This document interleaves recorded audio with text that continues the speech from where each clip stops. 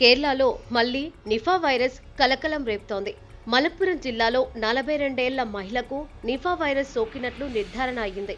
ఈ విషయం తెలియగానే రాష్ట్ర ప్రభుత్వం అప్రమత్తమై వైరస్ వ్యాప్తిని అరికట్టేందుకు తీవ్ర చర్యలు చేపట్టింది.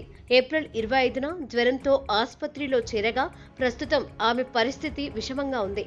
ప్రైవేట్ ఆసుపత్రిలో చికిత్స పొందుతున్న ఆమెకు తీవ్ర జ్వరం, నిరంతర దగ్గు, శ్వాస తీసుకోవడంలో ఇబ్బందులు వంటి లక్షణాలు కనిపిస్తున్నాయి. మలప్పురంలో ఇది 3వ నిఫా కేసు కావడం ఆందోళన కలిగిస్తోంది. నిఫా వైరస్ ఒక జూనోటిక్ వైరస్. జంతువుల నుంచి మానవులకు, కొన్ని సందర్భాల్లో మనిషి నుంచి మనిషికి వ్యాపిస్తుంది. ఈ వైరస్ కలుషితమైన ఆహారం ద్వారా లేదా సోకిన వ్యక్తితో సన్నిహిత సంబంధం ద్వారా వస్తుంది. గబ్బిలాలు తిన్న పండ్లు, కలుషితమైన ఆహారం ద్వారా ఈ వైరస్ మనుషులకు సోకుతుంది.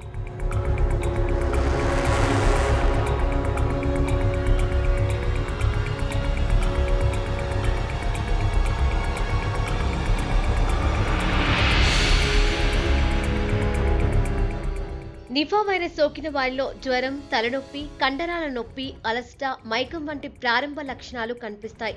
కొందరిలో దగ్గు, శ్వాసకోశ సమస్యలు, గొంతు నొప్పి కూడా ఉంటాయి. ఈ వైరస్ మరణ రేటు 40 నుంచి 75% వరకు ఉంటుంది.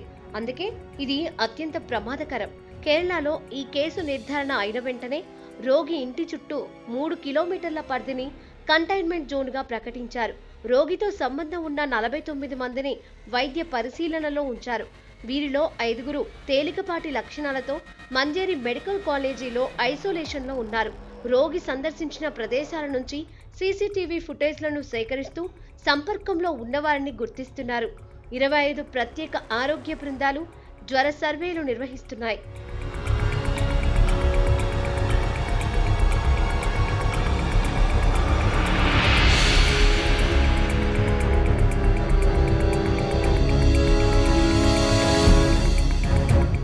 నిఫా వైరస్ నుంచి రక్షణ పొందేందుకు గబ్బిలాలు తిన్న పండ్లు లేదా కలుషితమైన ఆహారాన్ని తినకూడదు. సోకిన వ్యక్తులతో సన్నిహిత సంబంధాన్ని నివారించాలి.